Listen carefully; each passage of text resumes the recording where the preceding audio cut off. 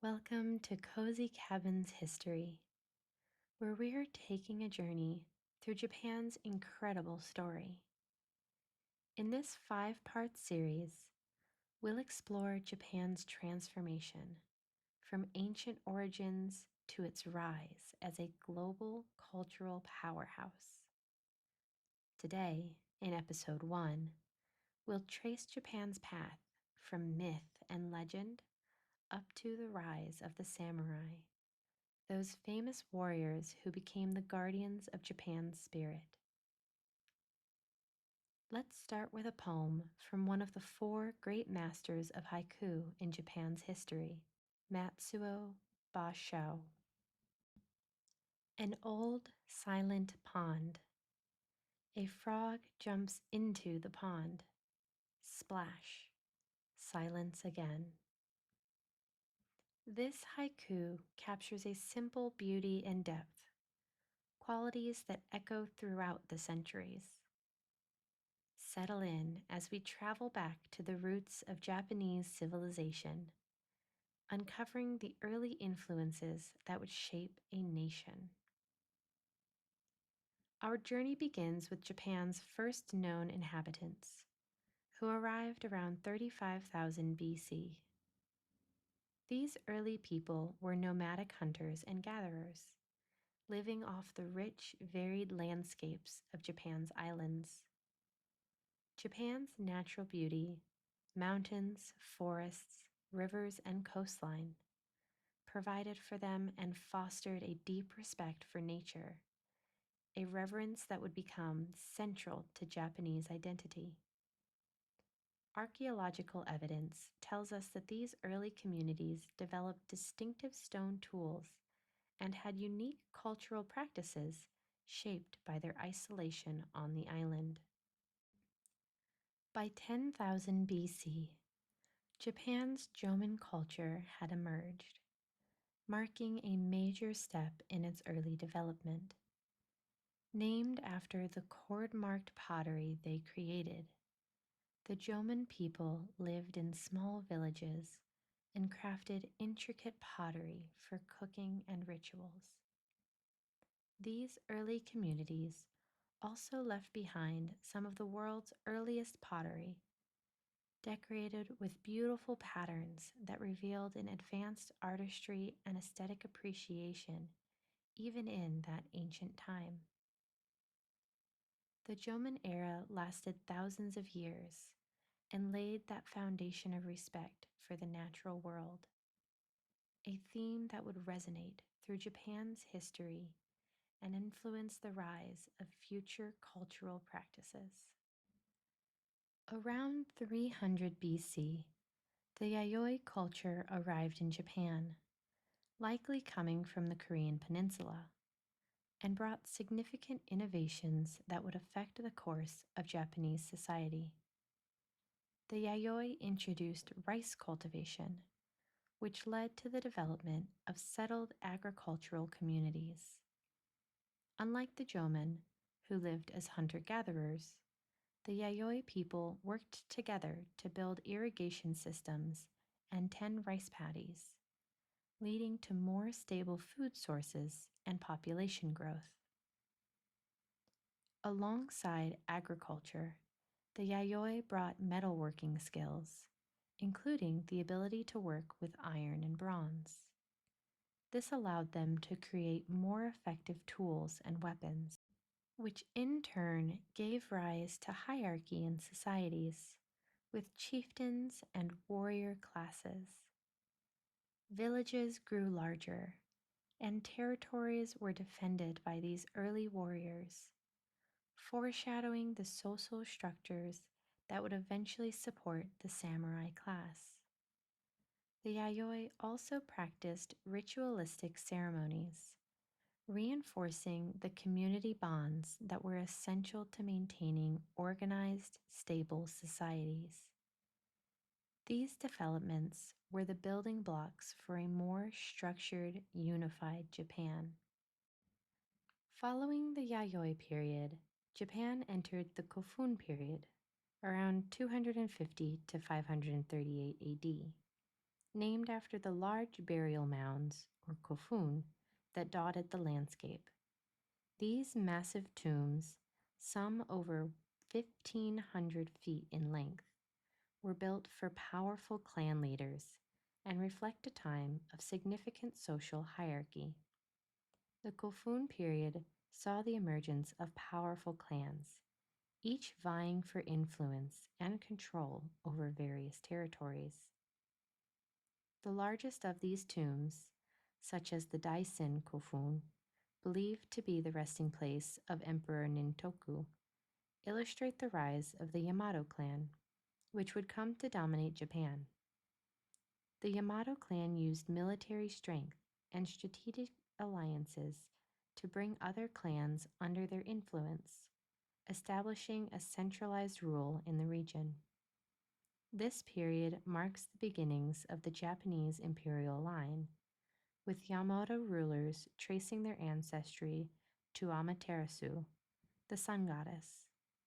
This divine connection helped establish the authority of the emperor, who was seen as a unifying figure. The concept of an emperor with divine lineage set the tone for future political and spiritual unity in Japan. During the Kofun period and into the following Asuka period, 538 to 710 AD, Japan's connection with China and Korea brought waves of new technology, religion, and cultural practices. Early interactions with Korea introduced metalworking and agricultural techniques, but it was China that provided Japan with its most enduring influences in governance, philosophy, and religion. To strengthen their political structure, Japanese rulers looked to the Tang dynasty in China, adopting the Chinese writing system, Confucian ideals, and aspects of their centralized bureaucracy. Japanese elites studied Chinese literature, poetry, and arts, which were then incorporated into the Japanese court. This cultural exchange also included Buddhist teachings, which introduced ideas of compassion, impermanence, and enlightenment. Buddhism would blend with native Shinto beliefs, creating a unique spiritual landscape that celebrated both the gods of nature and the path to enlightenment. With the establishment of Buddhism as a state endorsed religion during the Asuka period, Japan's political and spiritual landscapes began to intertwine. In 604, Prince Shotoku issued the 17 Article Constitution, a moral and political guide that promoted harmony, respect, and adherence to a central government. He modeled these principles on Chinese Confucian and Buddhist philosophies, which he believed could unify the nation. Prince Shotoku was a fervent supporter of Buddhism, sponsoring the construction of temples and statues that showcased the grandeur of this new faith. By blending Buddhist values with the native Shinto religion, he established a foundation of spiritual inclusivity that would persist through Japanese history. The adoption of a centralized government also set the stage for the growth of powerful, organized institutions, leading to Japan's first permanent capital in Nara and the building of iconic structures like the Todaiji Temple. This era laid down the values and structures that would later influence the samurai class and feudal governance.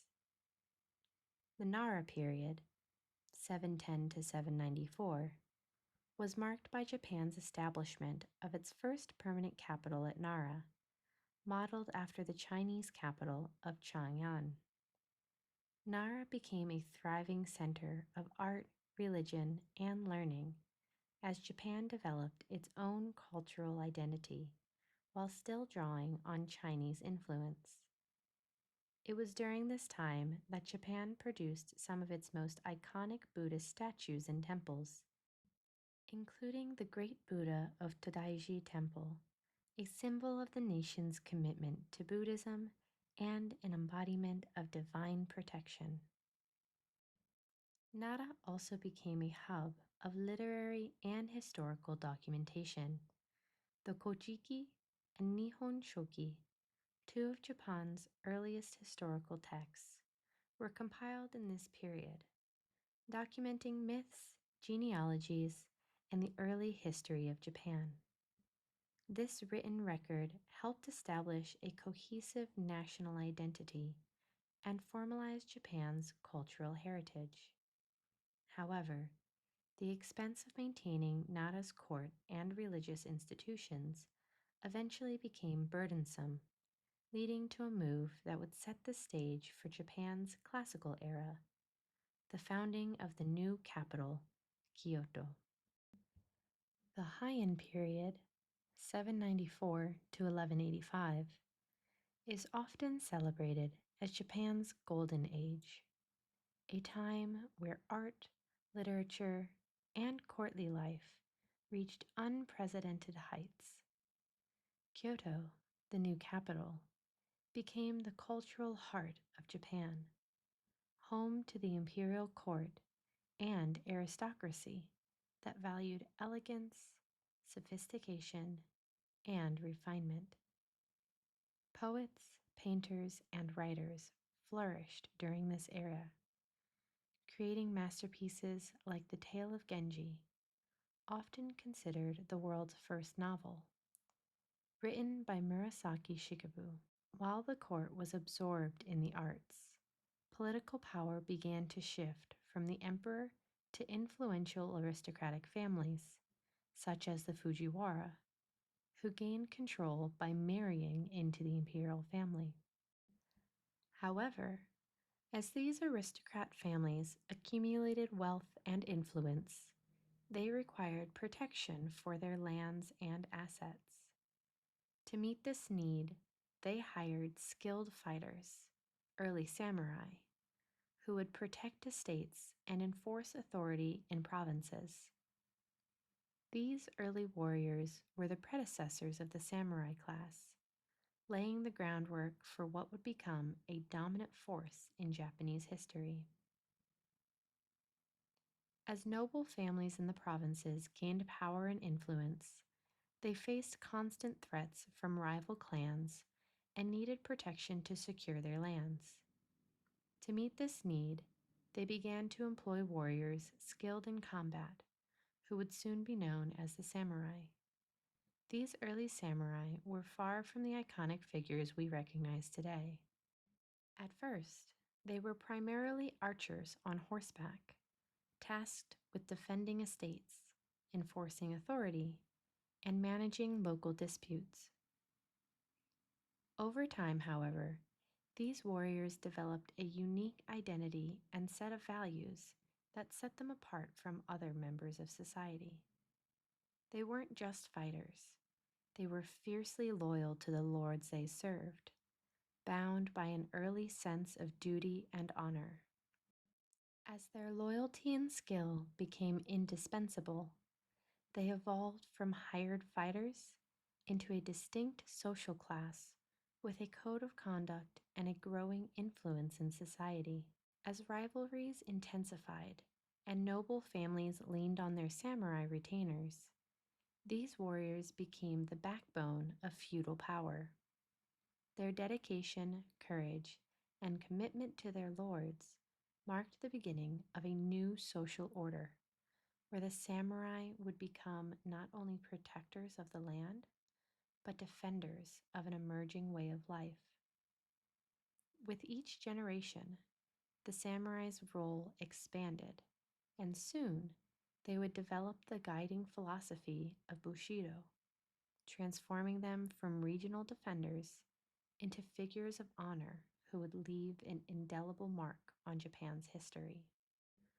With the growth of the samurai class, a guiding philosophy began to take shape, setting them apart as more than just warriors for hire. This philosophy, known as Bushido, or the Way of the Warrior, was a code that stressed loyalty, courage, honor, and self discipline. Bushido encouraged the samurai to embrace life with intensity and purpose, while always being prepared for death, a constant companion that sharpened their sense of duty. Bushido was not formalized at this stage, but was rather a set of ideals passed down through stories, poetry, and teachings. It encouraged humility and integrity, values that demanded respect for the samurai's lord, their family, and even their enemies. Over generations, Bushido would become a core part of samurai identity, influencing not only their actions in battle, but also their relationships, spirituality, and role within Japanese society. This new code elevated the samurai, making them revered figures whose influence would soon spread beyond the battlefield and into the political structure of Japan. Toward the end of the Heian period, Japan was rocked by a power struggle between two dominant clans, the Taira and the Minamoto. This conflict, known as the Gunpei War, 1180 to 1185, became a defining moment for the samurai, as it marked their transition from regional warriors to political leaders. The samurai's courage and tactical skills were on full display during this war, and their loyalty to their clans was unshakable.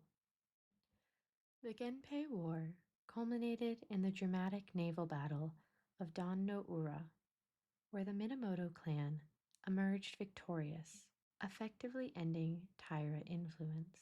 Minamoto no Yoritomo, leader of the Minamoto clan, seized this opportunity to establish the Kamakura shogunate in 1192. By assuming the title of shogun, Yoritomo became Japan's first military ruler, and the samurai solidified their role as the ruling class. This victory transformed the samurai from warriors serving the nobility to political figures with control over the nation. The Kamakura shogunate was a military government with the samurai at its core, and it redefined Japan's social structure for centuries to come. With the establishment of the Kamakura shogunate, the samurai found themselves in positions of power and influence. However, their warrior lifestyle brought them face to face with life's impermanence, and many sought deeper meaning and mental discipline. Zen Buddhism offered a philosophy that resonated with the samurai ethos, emphasizing mindfulness, simplicity, and self discipline. Zen teachings encourage the samurai to focus on the present moment, to act with clarity and purpose, and to accept life's transience without fear. Zen practices like meditation became integral to the samurai lifestyle, fostering a calm and focused mind that could withstand the pressures of both battle and leadership. Samurai adopted Zen's concept of mushin, or no mind, which encouraged them to act instinctively without hesitation, a valuable mindset in combat. Zen Buddhism allowed the samurai to find peace and purpose in their lives, reinforcing their commitment to Bushido and providing a spiritual framework that strengthened their resilience. This fusion of Bushido and Zen created a distinct warrior philosophy that became central to samurai identity. No discussion of the samurai is complete without Miyamoto Musashi, one of the most famous and skilled swordsmen in Japanese history. Born in 1584, Musashi was renowned for his unique two swords, one spirit technique. which involved using both a katana and a shorter wakizashi simultaneously in combat. Over the course of his life, Musashi fought over 60 duels and was never defeated, earning him legendary status among the samurai. However, Musashi was not only a warrior, he was also a philosopher and artist. Later in life, he authored Go-Ren no Sho, or the Book of Five Rings, a treatise on strategy, combat, and the mental discipline needed to succeed. His teachings emphasized adaptability, awareness, and timing, principles that extended beyond the battlefield and applied to all aspects of life. Musashi's philosophy of mental focus and mastery embodied the essence of Bushido, making him an enduring symbol of the samurai's pursuit of perfection in both mind and body. His influence continues to inspire warriors, artists, and thinkers around the world.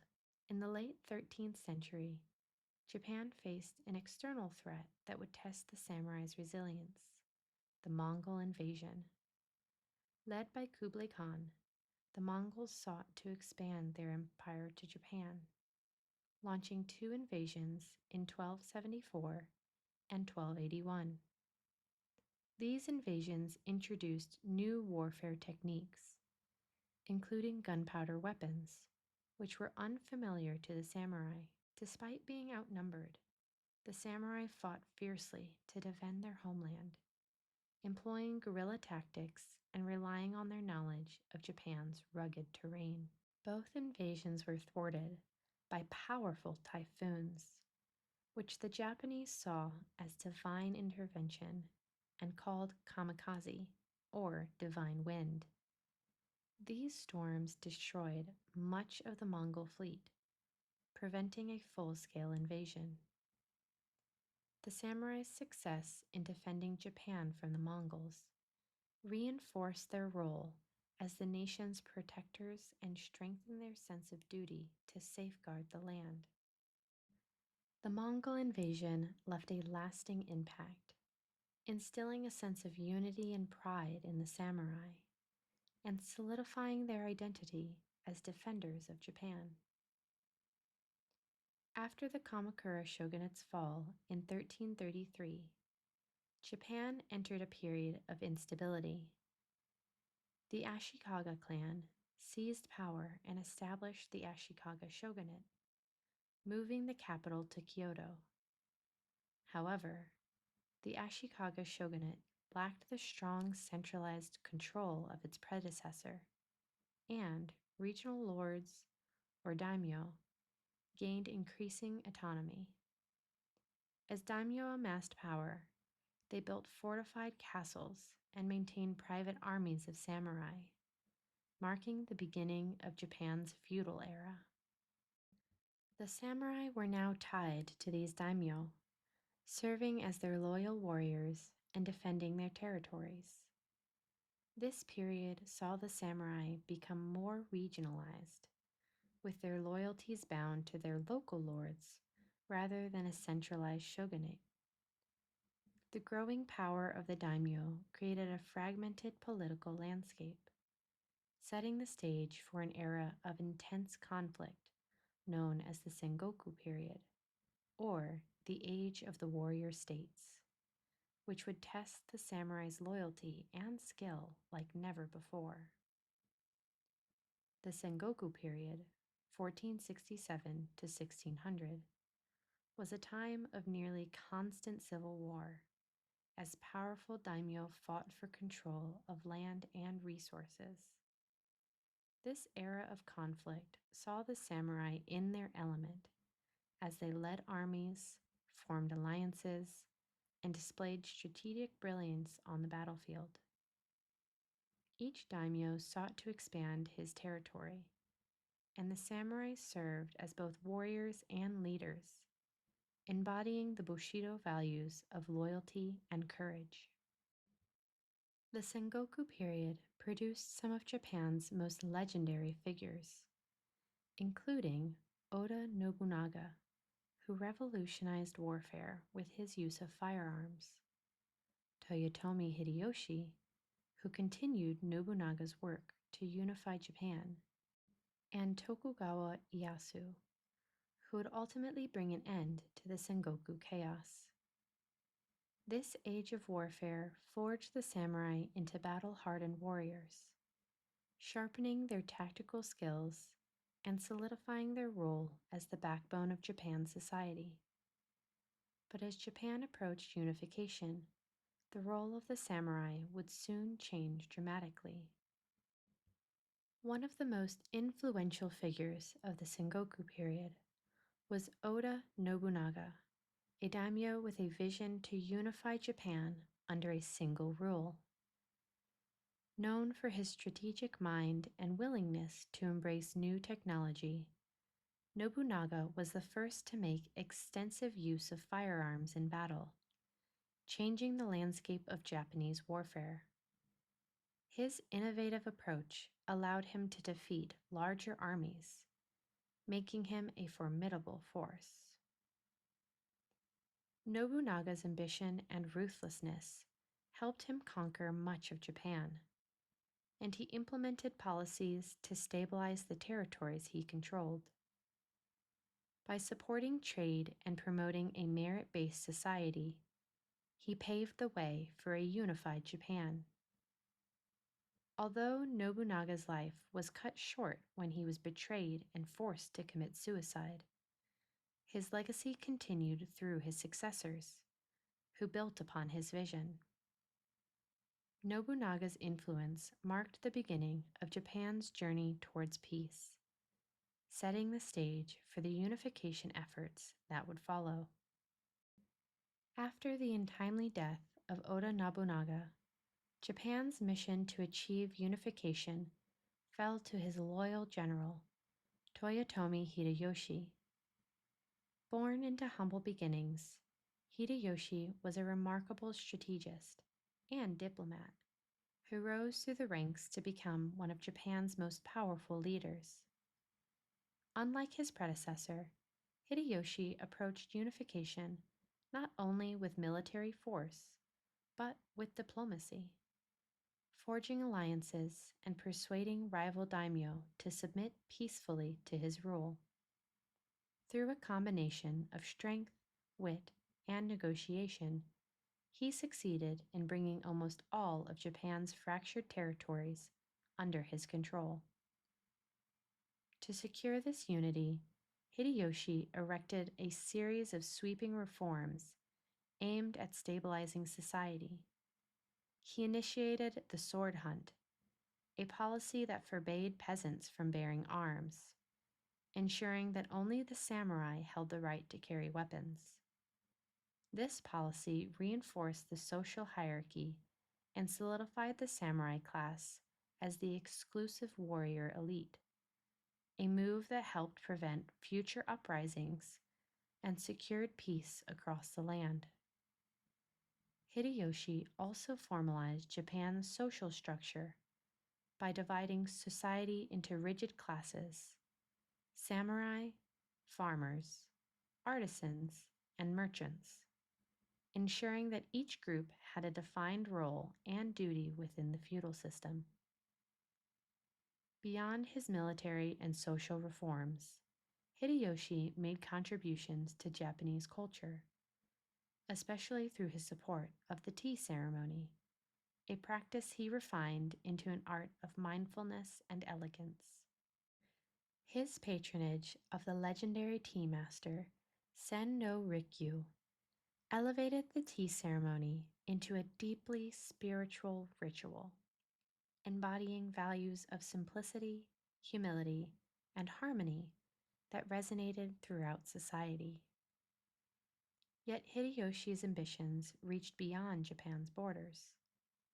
In 1592, he launched an ambitious campaign to conquer Korea, hoping to expand his influence into China. However, These campaigns stretched Japan's resources thin and met with fierce resistance. Ultimately, they proved unsuccessful and drained Japan's wealth, leaving the nation vulnerable. When Hideyoshi died in 1598, he left a power vacuum that would lead to new conflicts, as his vision of a unified Japan was left incomplete.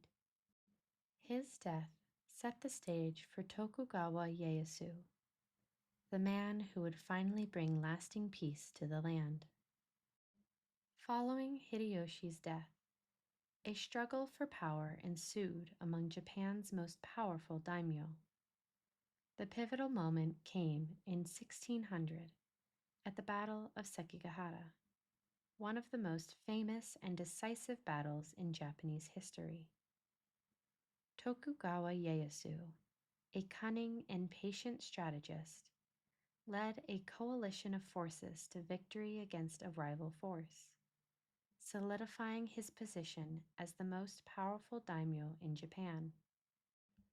The Battle of Sekigahara marked the end of the Sengoku period and paved the way for the establishment of the Tokugawa shogunate.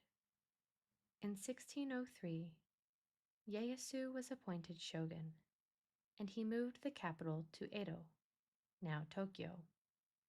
This marked the beginning of the Edo period, a time of peace and isolation that would last over 250 years.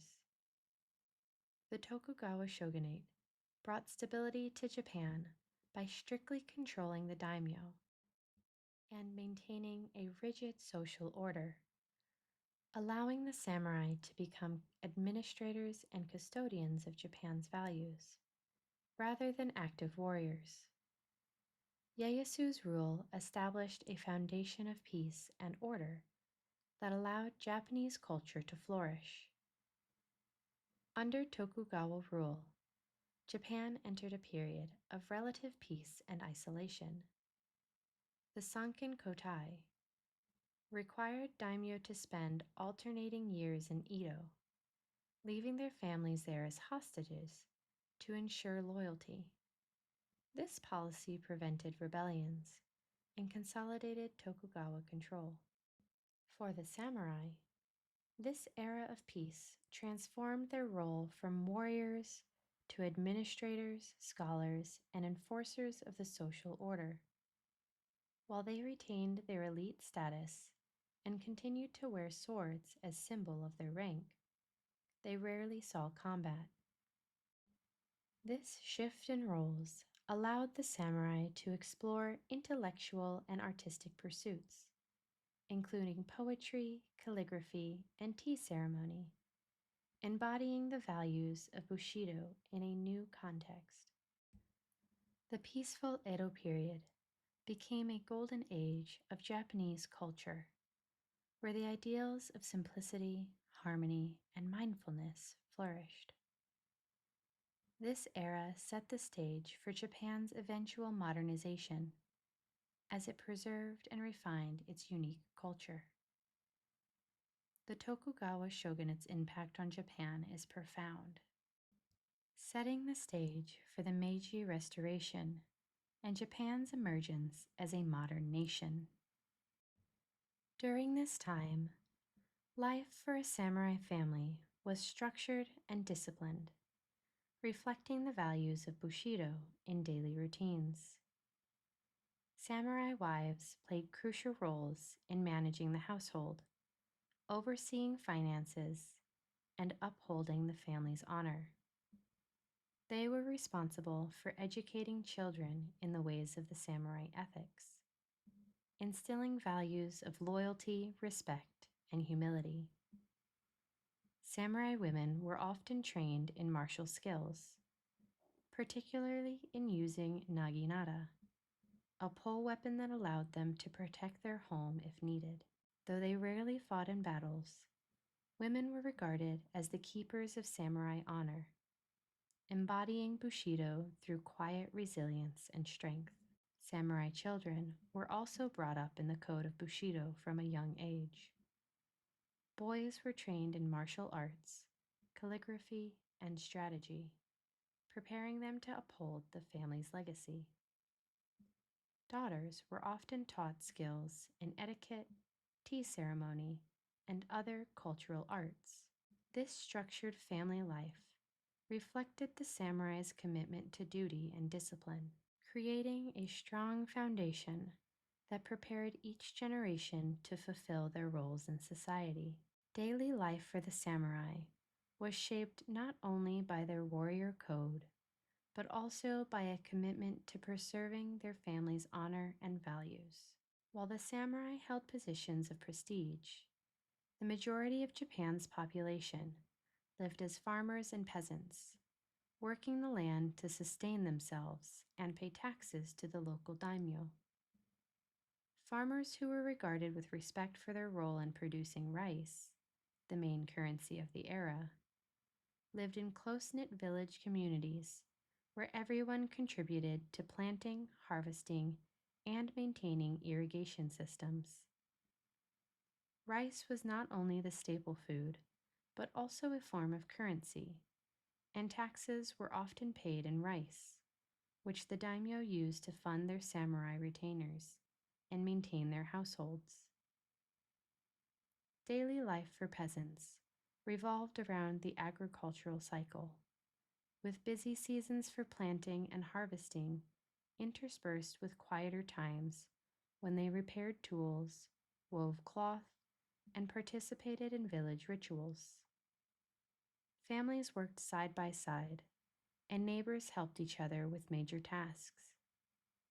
Though peasants faced a demanding life, they found joy in seasonal festivals and gatherings that allowed them to celebrate the harvest, honor the ancestors, and build a sense of community.